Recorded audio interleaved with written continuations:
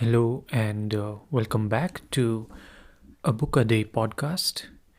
And as you know, these days we are covering some exciting chapters from the Kamasutra, and I am discussing some of the more interesting or spicy parts from this ancient Indian text. So, in the previous episode, we went through how different kinds of unions were possible between the man and the woman, and this time in the subsequent chapters we find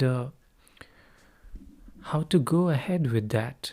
And the next chapter that we have is on the different ways of lying down and various kinds of union between man and woman while lying down, primarily in this chapter, and then we have more unions in the subsequent chapters.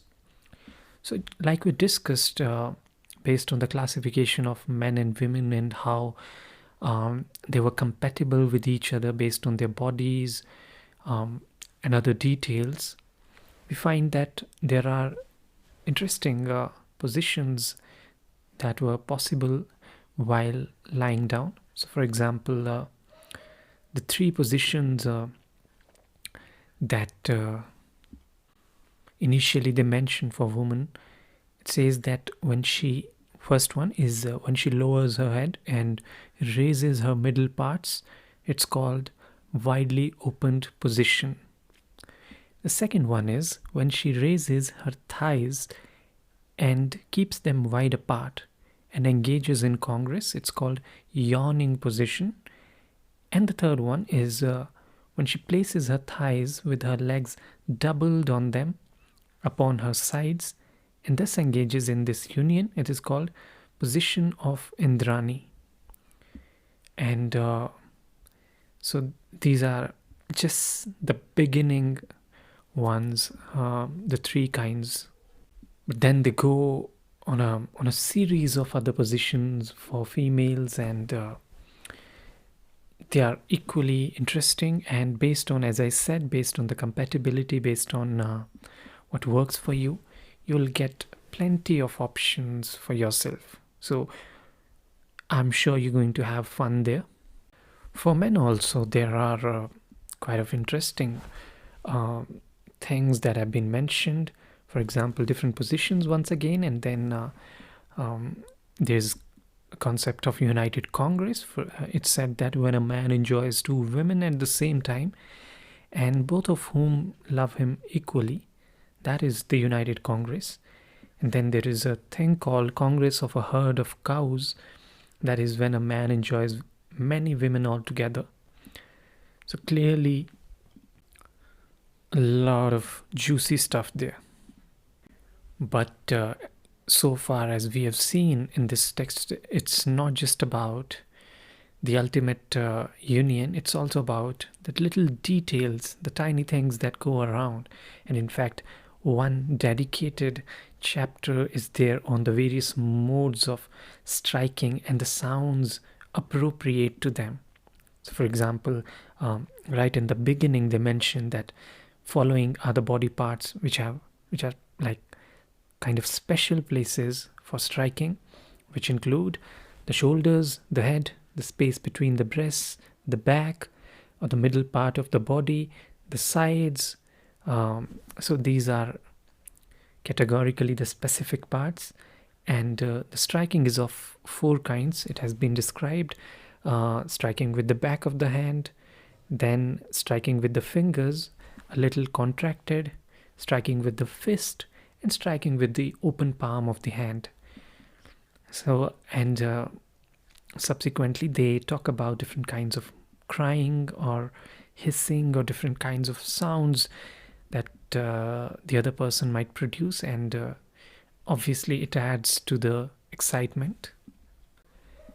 And further, in the next chapter, it goes on to talk about women acting the part of a man, in which they kind of it's a kind of a role play, but not exactly that, because it's not playing a role, but it's um, just about switching positions and just helping each other. So that's really what happens in this case. But you just find page after page that such details have been established that they add a lot of spice and a lot of juiciness to your experience. And then towards the final chapter of this section, it has been said how you begin this union and how you end it.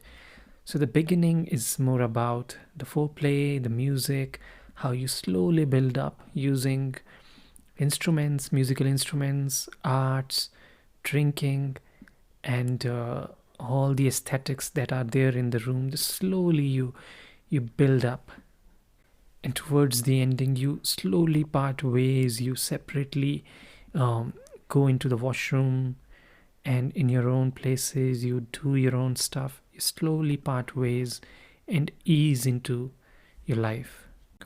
And in this chapter itself they describe the different kinds of congress. One is the loving congress, which is when a man and a woman, they have been in love for some time, but they're coming together after some maybe challenging times, or they're returning after a journey. They haven't been together for a while, but it's just they're coming together, and so there is natural liking or love between them, and they go ahead with it. Then the second one is called congress of subsequent love. In this, what happens is two people come together, and the love is still in its infancy. It's just the liking they have started. It's more common for really young people, I suppose. So that's the second type. The third one is congress of artificial love. What happens in this one is a man carries on the congress by exciting himself by means of 64 ways which have been described in the text, such as kissing, etc., etc. And when man and woman come together, though in reality they are both attached to different persons, but they are just doing it for the sake of it, for the sake of physical pleasure. That's the congress of artificial love. Then there is the congress of transferred love. Remember, we discussed the transferred kiss earlier. This one is congress of transferred love. What happens in this one is a man, from the beginning to the end of the congress,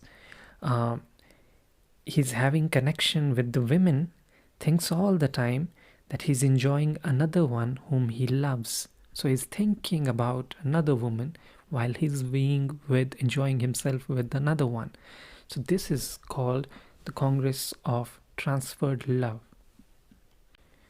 And then there is the congress of, like that of eunuchs, which is when you engage with this person who is in lower social status with you, then you kind of getting engaged with it. It wasn't really really practiced, but considered exotic in some ways. So that's what it was. Then there is also a thing called deceitful congress. What happens in this one is this is a congress between a courtesan and a rustic. That is a kind of union which socially it's not supposed to happen, but it is happening. So that's the deceitful congress.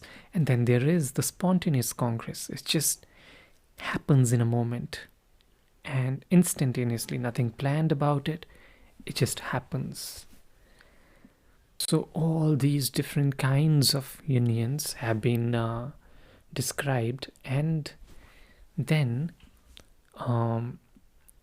it has also been described how to go about it. Like I said, a great detail you'll find in the text about each step and how to go about it, how to start it, how to end it, how to get into different positions.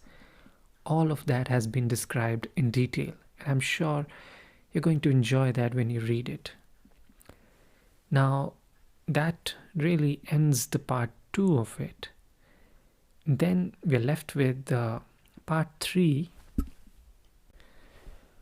which is primarily about the acquisition of a wife, which covers different aspects about marriage, how you work with the wife, how you choose, and how different kinds of marriages are there. So most of this is I think something that won't be relevant in today's world, because it takes into account a lot of social phenomenon, how the societies were structured, what kind of because that specific aspect, the marriage one, is such um, deeply ingrained in the societal structures.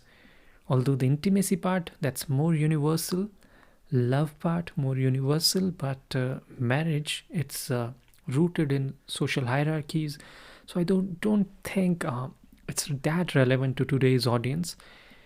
It might be relevant if you are interested purely in history, but not otherwise. So I'm not going to discuss that part here. And similarly, the subsequent part is about a wife and how her conduct should be, how your conduct should be towards other wives, and what are your responsibilities. Once again, a lot of it, in fact, part after that is about courtesans and how you're supposed to behave with them. So all these things, I suppose, are not really relevant to what we are discussing here, which is the pleasure, art of pleasure and romance, uh, which might be relevant to today's audience. But having said that, there's a lot of details, even in those parts which I just mentioned, a lot of details about how to live your life, what are the benefits, what are the disadvantages of engaging in certain kind of pleasures. So a lot of it might be helpful, but again, as I said, in each one of those there's a lot of historical context, and you'll have to filter out very carefully there. You can't just really pick and apply it in your life. That probably won't be helpful. So with that, we'll conclude this book for now. I'm sure we'll keep coming back to it, whether we discuss certain different sections, we use certain anecdotes or quotes from the text. We'll keep coming back to it from time to time, but I think it's time to move on to another text now, and we'll do that from the next episode onwards. So I hope you really enjoyed this series, and let me know what you think of it and how valuable you find these ancient texts in today's life, given the modern lifestyle, given so much in the society, so many things in our own bodies and minds, they have changed. So how do you see the value in these texts, uh, especially when we apply them in our own lives? Let me know about that, and we'll continue once again with another text, another book. Thank you very much for listening. Thank you.